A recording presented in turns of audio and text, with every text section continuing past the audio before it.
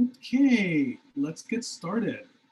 So my name is Hugh Huff. I will be your moderator today. I'm one of the partners at Rethink Travel Marketing, and I'm thrilled to be moderating our first keynote session, Uplifting Communities to Tourism. A couple reminders, this session will run 45 minutes. The first 30 minutes, Jamie, Alana, and Evie will share their thoughts with us, allowing you 15 minutes towards the end to answer any questions you may have.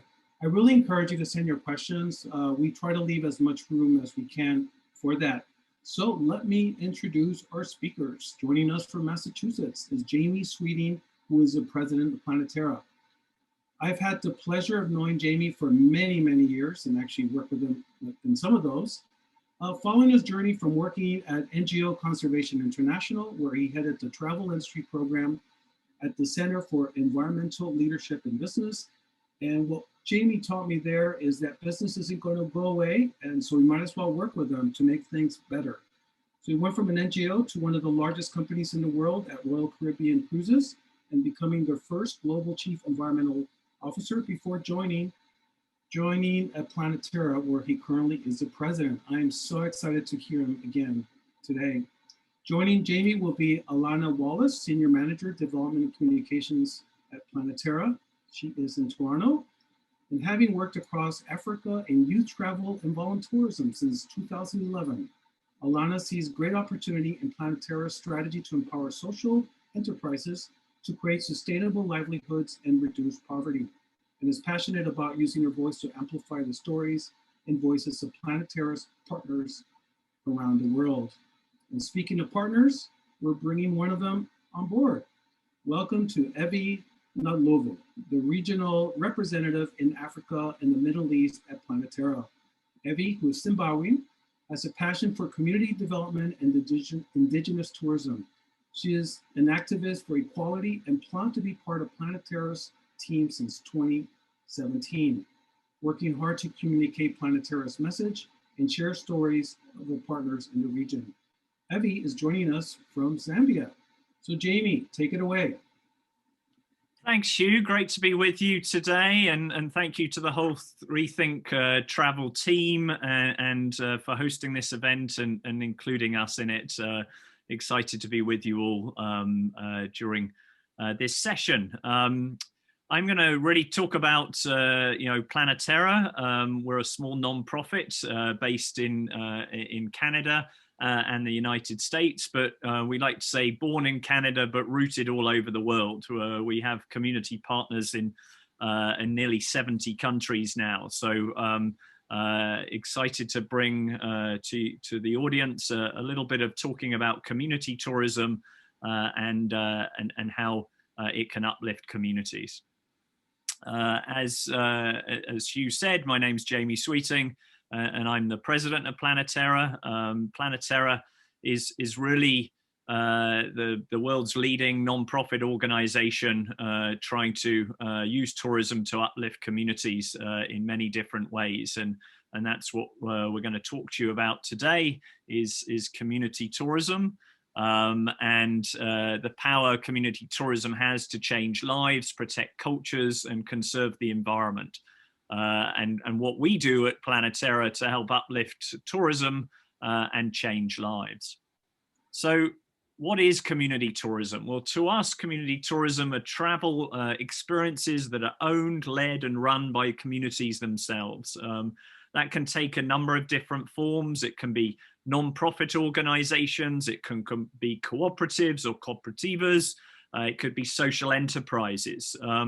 It doesn't always have to be the geographic definition of a community. It could be a special interest community. It could be indigenous people or previously homeless people, differently abled people. But at its very best, community tourism breaks down barriers to engaged, underserved communities in meaningful and life-changing ways and enables travelers to have incredible experiences and at the same time uplift these underserved communities.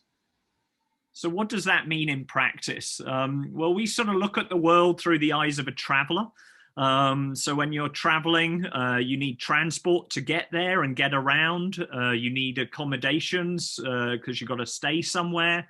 you need to eat, and you like to do stuff when you're on holiday or vacation. And most of us like to buy stuff and bring it home with us to remember our trip. So souvenirs and handicrafts, and these are the different kind of community enterprises that we work with. Very rapidly, just to bring a few examples to life, if you look on the left-hand side, handicraft experiences, that's the very first community that we started working on enterprise development with. The Cacocoyo Women's Cooperative in the Sacred Valley in Peru started off as just half a dozen women wanting to get employment through tourism and wanting to bring back the traditional handicraft experiences that they had in their community. And is now a thriving cooperative of over 60 women developing a tourism enterprise that is centered around this traditional weaving handicrafts. The next one, experiences. This is a Momo making class. Momos are Nepalese dumplings, and it's hosted by Sisani.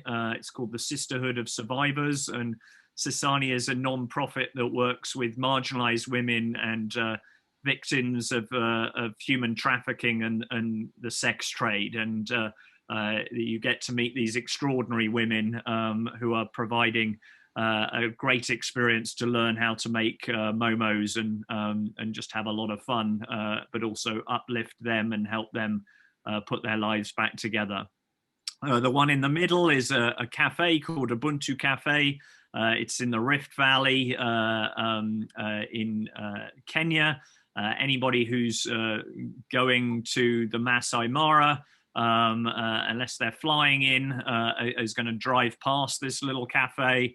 And their big claim to fame this year was just off the shoulder of this young woman is a small factory that they make handicrafts at, and their moles or espadrilles, their slippers, were one of Oprah's favorite things this Christmas. So it was kind of a fun holiday season for us in the Planetera community to be part of that and supporting Ubuntu.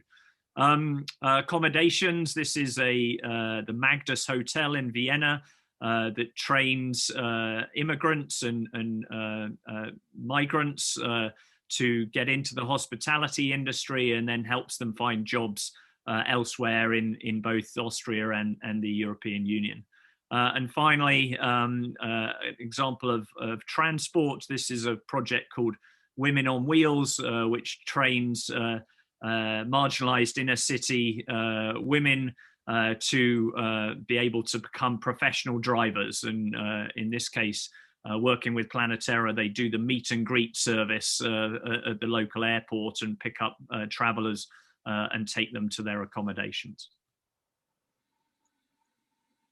So pre-COVID, we at Planetera were working with over 100 communities in 56 countries. We'd had 700,000 travelers visit our partner communities. We had 100% success rate from a business perspective, and over $10 million had been invested by travelers and travel companies between 2015 and 2019 in these communities. Everything was thriving. And then, of course, COVID came along, and we've had a global shutdown on travel. And we've been retooling and rethinking who we are at Planetera, and working with communities to help them retool, work with local markets, national tourism, and await the return of international travel. Some of our partners are receiving international travelers now, others are not. It's different all over the world, of countries you can visit and countries you can leave or not leave, and have to go into quarantine. So it's a bit of a mixed bag right now, but we're actively working with all of our community partners. But what really happened with us with COVID and the global shutdown and travel was to reevaluate who and what we thought we could be and what community tourism should be coming out of COVID. And that really is in line with the theme of rethink travel. we believe that we need to have aspirational goals of the role that community tourism could and should play coming out of COVID and over the next decade or so. So we put it out there, some pretty aspirational goals of what we think could be achieved for community tourism by 2030.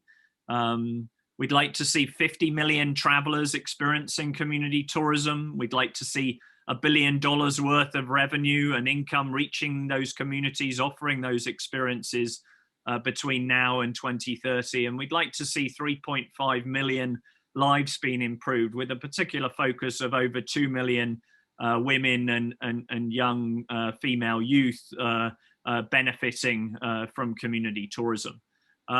Those are fairly ambitious goals, but when you put it in the context of in 2019, the travel industry, the international travel industry, was an $8.3 trillion industry.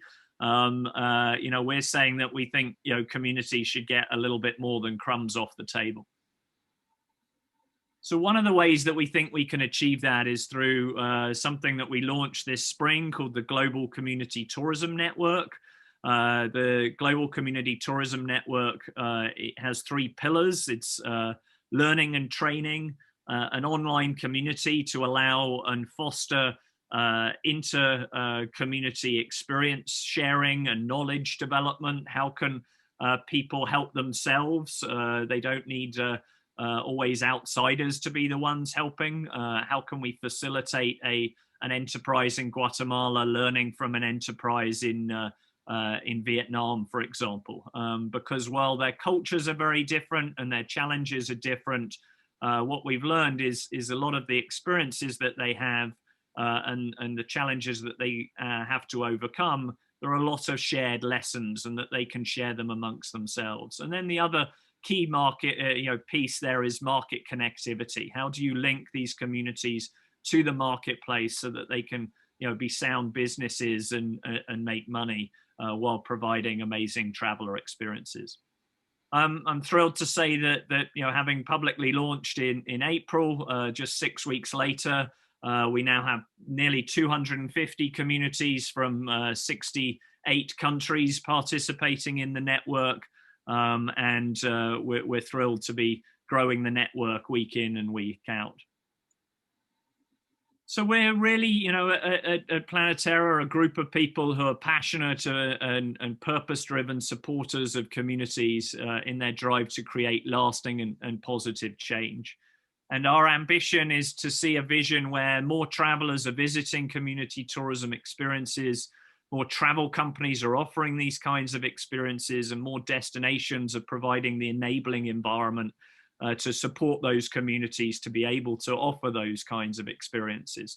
So whether you're a traveler, a travel company, or representing a destination or a government, we are here to help you, get better experiences and work to bring community tourism to the marketplace. I'm thrilled to be joined by 2 of my colleagues, Evie and Alana. If you would join us here. Hi, Evie. Hi, Alana. And I'm going to stop the presentation in a second, but I'm just going to ask Evie to maybe give a little bit of background to this wonderful photograph before I leave you guys to have a little chat. Awesome. Thank you so much, Jamie. And I'm so excited to be here today. So the picture that you're seeing now is a picture of myself and Alana in Khanzi in Botswana. So we were visiting one of our amazing partnerships called the Dakar Sand Lodge. So they're run by the local San people of the Dakar village in Khanzi in Botswana, just about 3 hours out of Maun. And just from being there, we facilitated through training and also helping them build the ablution block that you're seeing there for the campsite. So travelers who are coming as campers can have a very nice and clean ablution block with all the art that is there, that was provided and drawn by the artisans who are San. So just from being there, it's an experience. It's an amazing experience for travelers. Just the paintings have a story. The stuff that are there, indigenous San, the experiences, the foods that they have there is is amazing and authentic. And when the travelers are there, it's not just staying at a, you know, community-owned lodge. They're staying in a family. So they're staying with the San, they're hearing the true stories of the San, experiencing the culture. And, you know, Alana and I were there together. So I'm excited for Alana to be here and introduce her and to kind of chat more about this.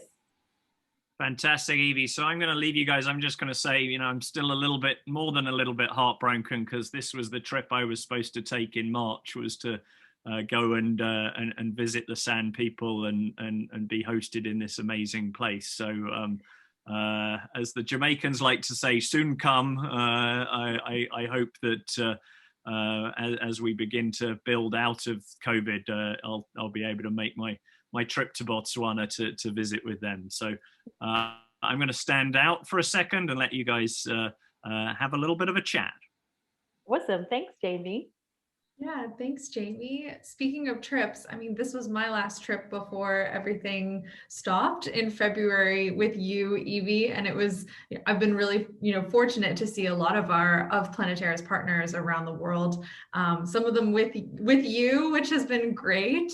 Our partners in Southern Africa, you and I have visited and done many a road trip together. So hopefully, our conversation can bring some of those visits to light, but also give the audience an idea of how we work in the field.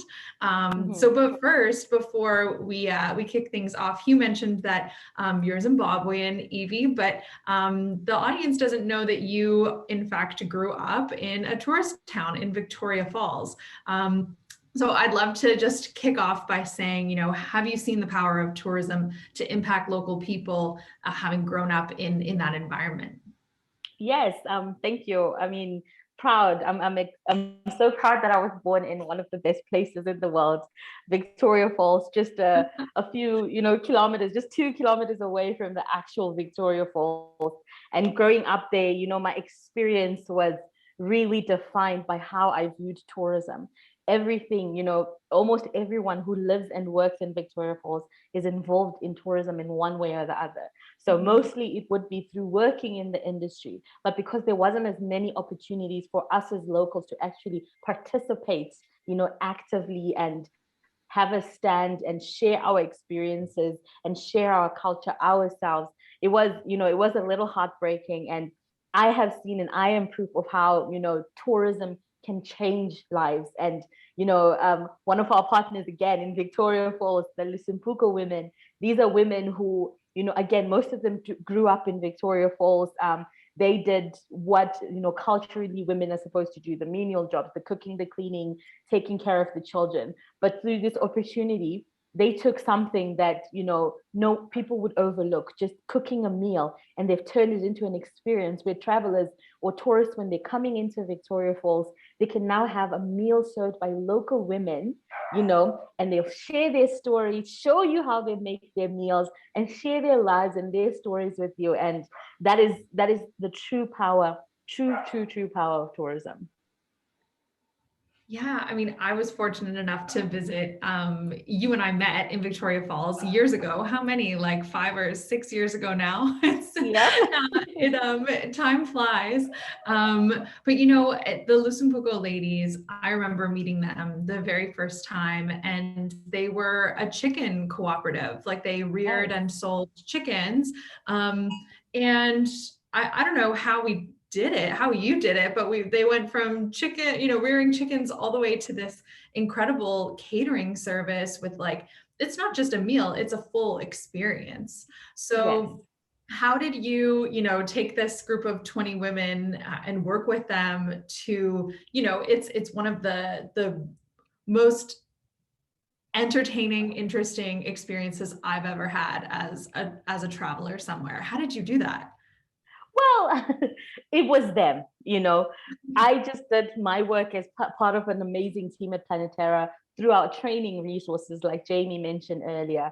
I facilitated in helping them with the training, and they were at the center. So communities are at the center of what we do. They were at the center, and they said, we want to share our story. We want to share our culture. We want to do what we do every day. We're not going to go to, culinary school somewhere. We're just going to cook our normal staple food. And, they were hosting at Shearwater in Big Falls. So when they started, it was a little bit apprehensive and not sure. The Shearwater team was not sure how it would go, because this is unheard of where I come from, where just a local group of women can come and give a service to travelers. But once Shearwater started seeing their other customers peeping and saying, "What is going on there? We would like to do that." They even started promoting it themselves. So, and this was all because of the resources that Planetera provided them, and the women themselves being given the chance to actually actively play in the tourism industry.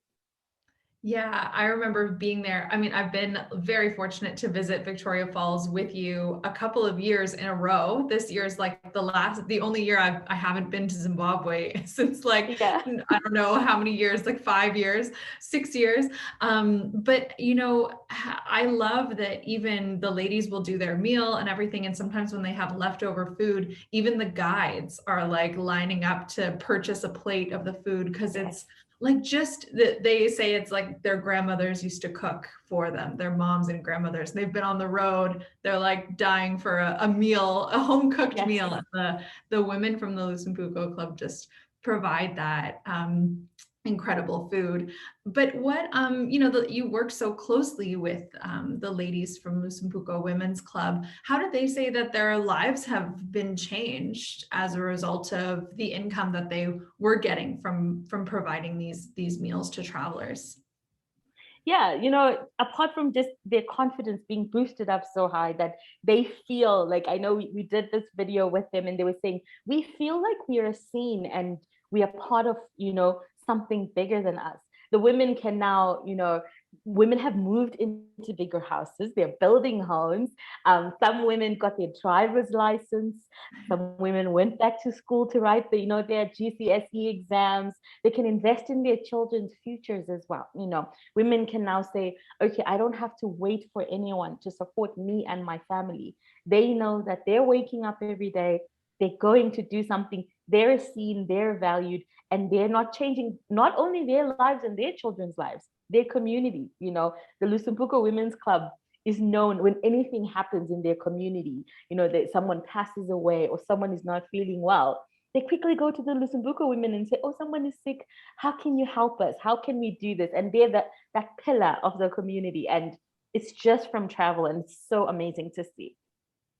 Yeah, the stories of the Lusumbuko Women's Club are incredible, and I'm sure you have tons more, since you are, our Planetera's representative for Africa and the Middle East, working with communities just like Lusumbuko, or organizations, cooperatives, nonprofits, just like Lusumbuko, that are gaining income from travel to change their lives and the lives of their families. How do you work with dozens of communities to make sure they're benefiting from travel? Yeah, so I oversee like our partnerships in Africa and the Middle East. So we do have quite a number of partnerships in Africa and the Middle East. They're growing every day. So just today we had a new partner here in Zambia actually come on board and become our partner. And what I do mostly is to sort of steer them and point them towards success, coordinating with them, answering their questions, and also just really helping them set themselves up for success. If we would see, you and I know, a lot, you can be driving down somewhere here, you see there's a stand that is selling artisans or handicrafts, right? But through, working with them, we work with partnerships and we help them. Don't just make it into a stand where someone can pass and buy something. Make it into an experience, let people come and meet the artisans, tell the story of your art, your culture. So just working with them, and also working with other companies and steering companies again to say, listen guys, tourism is the community. They are the magic. The communities are what we want to see, what travelers want to see, and what travelers want to experience. They want to experience the story of Kenya through, the people of Kenya. They want to experience Zimbabwe through the eyes of Zimbabweans. So it's an honor for me, but I think a lot of companies and destinations are daunted, working with communities, but that's how we make sure that communities can benefit. I love that we can hear your dogs barking as well in the I background. know. Hello They're to cheering that. me on. They are. I love that you act as like this bridge.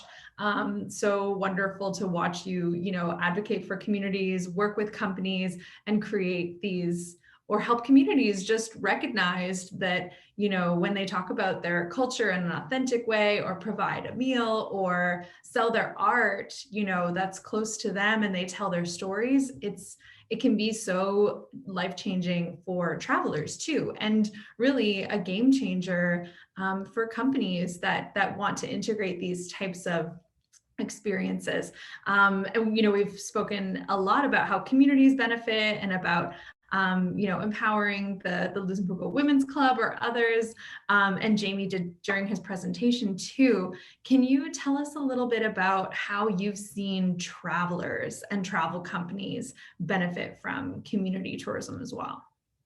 Yeah, there's so many ways that travelers and travel companies have benefited from the experiences that are, community tourism. Travel companies themselves, they're able to show their employees that they care about the places that they operate in, and people who live there.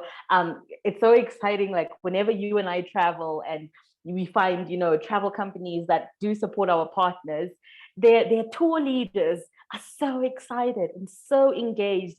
When they listen to the stories, they build these bonds and these friendships. And even while they're conducting their tours, how they will be saying, oh, we're going somewhere, there's an exciting experience that's going to happen. And they feel like, because a lot of the tour leaders may also be coming from these areas and may share the same culture as the communities that they will be supporting. So they see themselves again. They're seeing their brothers, their sisters, their moms, while they're conducting these tours, and they know that the organizations they're working with really care. They really care about them, and they really care about where they work. And also, travel operators can also show the traveler. They're showing the travelers how local people can benefit from the travelers being there.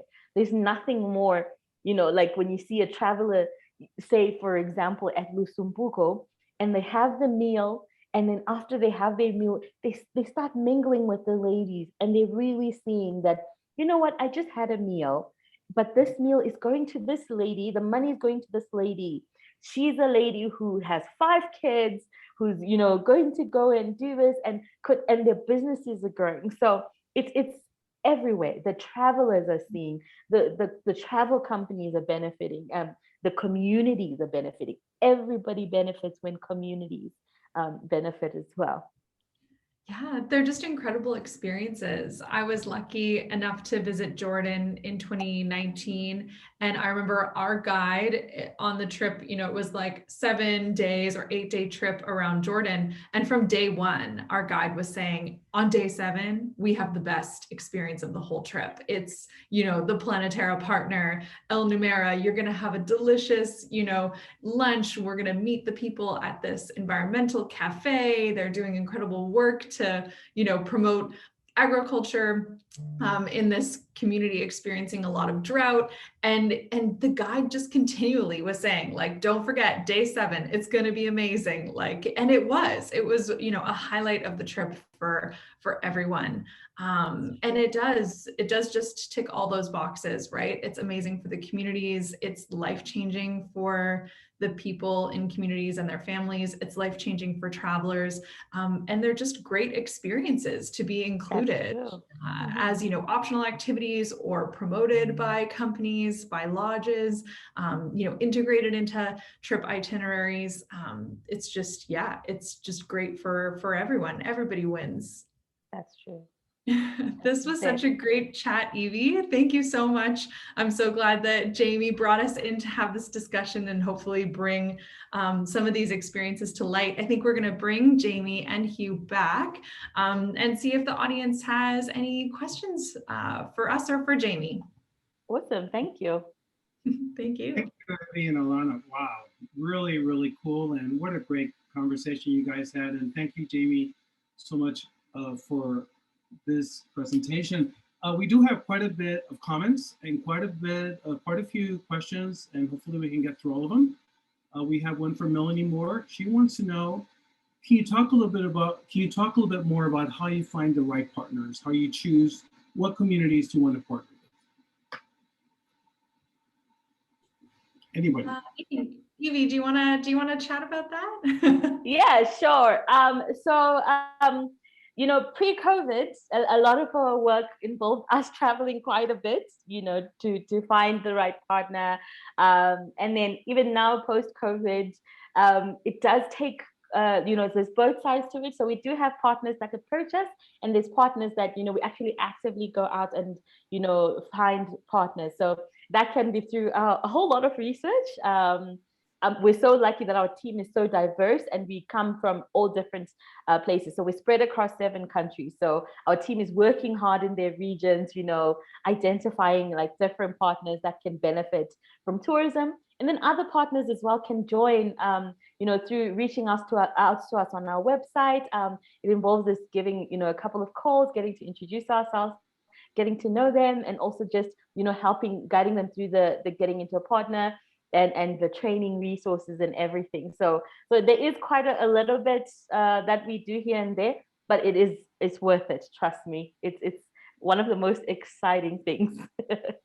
No, I'll just add that, you know, that it's you know, also we work with both destinations and with companies. So if you're a hospitality company and you're looking for day trips that benefit local communities, if you're a cruise line that's looking for, you know, more responsible and community beneficial shore excursions, if you're a tour operator, we can help work with you to find and develop community experiences that can be integrated into your product offerings.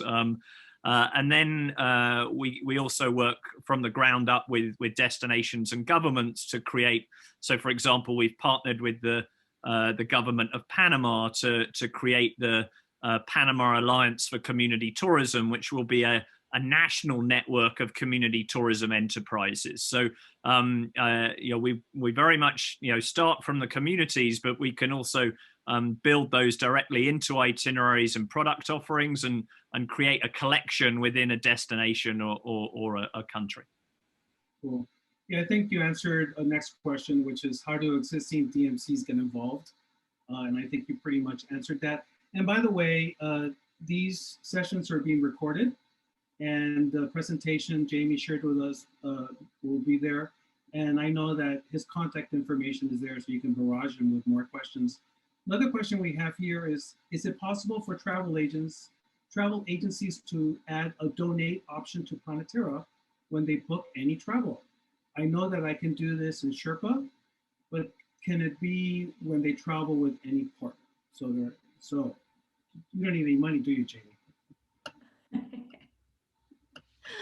I love this question, if Jamie won't mind.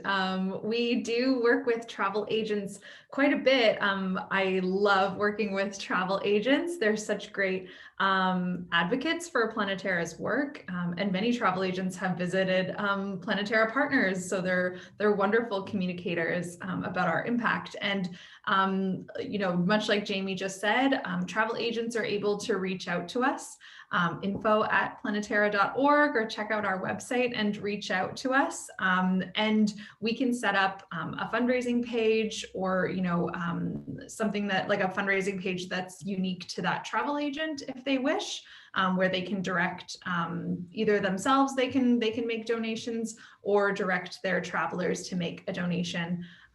So they don't always have to do it in Sherpa. We can work with each individual to set that up.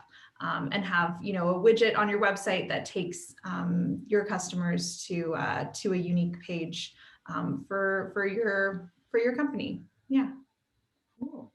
And I would love your thoughts on voluntourism. I know this is something that you feel lukewarm about, and I know a lot of agencies offer that. So just tell us what's Planetera's point of view on this.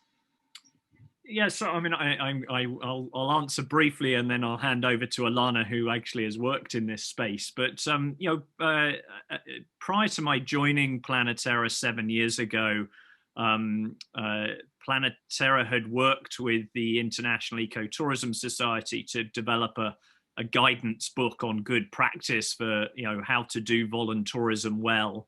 And then when I joined, we, in partnership with STA Travel, were one of the larger purveyors of voluntourism experiences. And I basically looked at the guidelines and then looked at what we were doing and made the difficult decision that, voluntourism is very difficult to do well and very easy to do badly. And I just didn't think that was really, we could put all of our effort into trying to do it well, and it wouldn't have as much benefit for the communities as this community tourism enterprise model. So we actually divested and got out of the voluntourism business as Planetera 7 years ago.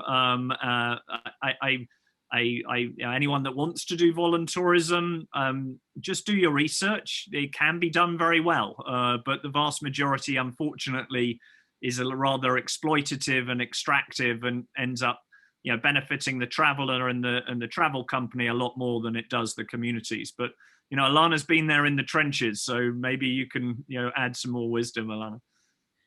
Evie has also been in the trenches. That's how Evie and I met. I'm sure if you understood my bio and then did the timeline back to how Evie and I met, this is how we met, was through voluntourism, and certainly agree with everything Jamie just laid out there. And my main advice to anyone wanting to participate in voluntourism is to really kind of dig deep and ask yourself, who are you doing this experience for? What is this voluntourism, experience that you're hoping to embark on? Who's it for? Could someone, that if you're volunteering, could a local person be doing what you're doing and be paid for it? That's a really important question. And like Jamie said, research and using your own skills, I think, for a bespoke volunteer experience is key. So looking at yourself and thinking, what are my skills? Is it marketing? Is it communications? Is it fundraising or web development? And thinking, how can I translate those skills and empower people in the destination that I'm going to? So really digging deep and figuring out what you can offer and how you can empower people. And often those volunteer placements aren't as glamorous. They're an office job helping a nonprofit with their social media or their website or marketing and communications, but truly those are really impactful, more internships than short-term volunteering experiences is often what I advocate for. Well, thanks for that. We've heard a little bit about how private companies can get involved. I wanted to know how destinations and governments can ensure that the communities are benefiting from tourism. So I don't know who wants to take this one.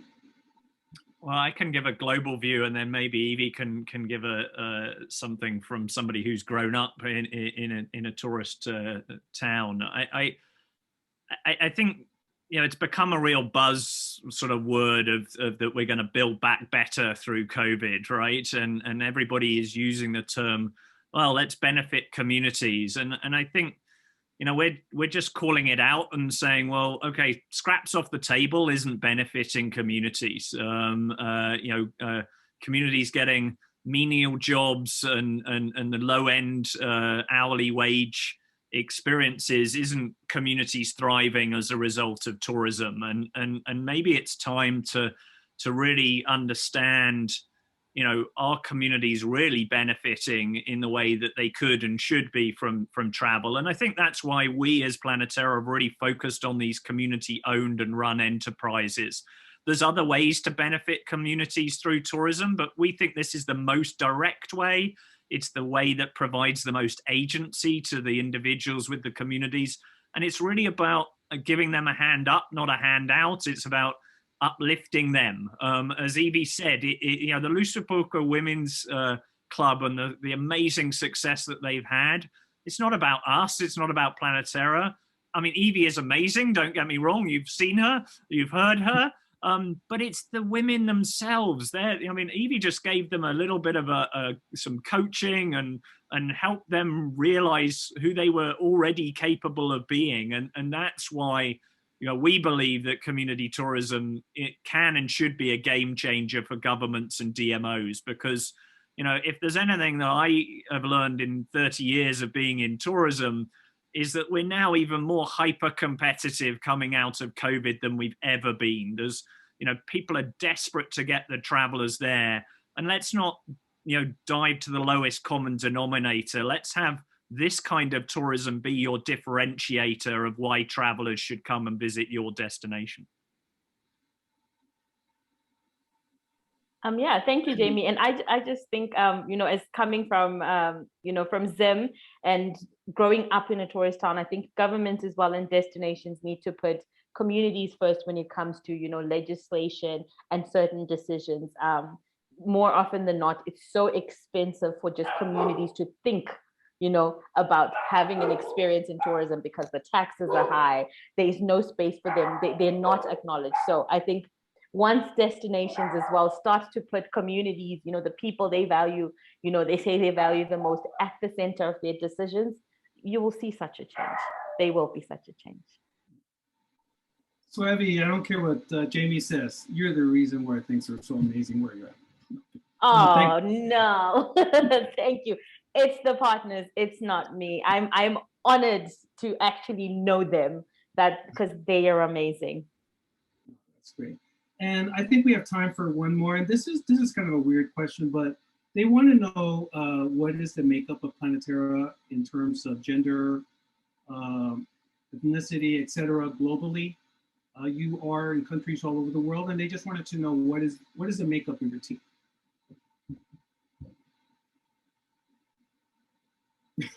I can answer it. Yeah, you can go for it. I think Alana, you can help me here. Well, it's mostly women. Sorry, Jamie. We only have 2 men in our team. That's Jamie and Joelle. And it's mostly women. We also ethnically diverse. I tell you, our team is just amazing. We have Priyanka in South Asia. We have Carlota and Rosalind in Central and South America. We've got Laura in Italy. We've got Danielle in the US. We have Alana, Ria, and Crystal in Canada. Well, and Jamie. But we're so diverse. We're so everywhere. And I mean, I know the team will agree that, every day we learn something from each other. We're always sharing exciting things happening, to each other. The team calls me the elder because there's always things happening in my culture that I share with the team, like, oh, this is happening. So yeah, that's just a little bit. I know Alana may have some more to say. No, thanks, Evie. That's great. I mean, it's easy to be diverse when we are a global organization. So, you can check out on our website, our team, we're all there in our photos and bios. But yeah, it's easy for us to hire representation because we look to local communities and to the destinations that we work in, like Evie said, for our field team. So yeah, we're blessed with a very diverse and very female centric team. Sometimes when we hop into our Zoom calls and Joelle isn't there yet, it's all women. So, we're very lucky to feel, personally very empowered as a female leader with a female team. Certainly, it's a nice thing to experience.